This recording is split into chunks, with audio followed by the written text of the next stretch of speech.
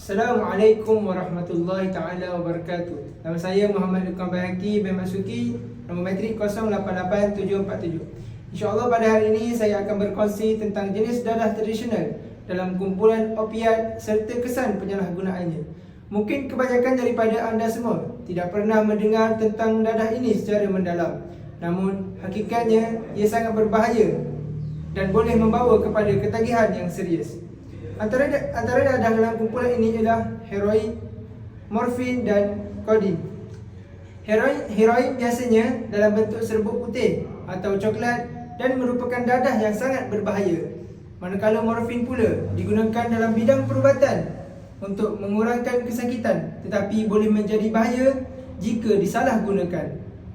Manakala kodin pula sering terdapat dalam ubat batuk, namun penyalahgunaan boleh menyebabkan kesan ketagih yang serius kepada tubuh badan. Penyalahgunaan dadah ini boleh memberi kesan serius kepada tubuh badan. Antaranya ialah pernafasan menjadi lemah, degupan jantung tidak normal, keletihan dan sembelit. Selain itu juga, ia juga boleh menyebabkan kerosakan organ paru-paru, hati dan buah pinggang. Dalam kes yang lebih teruk, pengambilan berlebihan atau dipanggil overdose boleh menyebabkan kematian. Apabila seseorang cuba berhenti, mereka akan mengalami gejala ketagihan seperti menggigil, muntah, gelisah dan sukar tidur. Oleh itu, kita perlu menjauhi dadah dan tidak terpengaruh dengan rakan sebaya.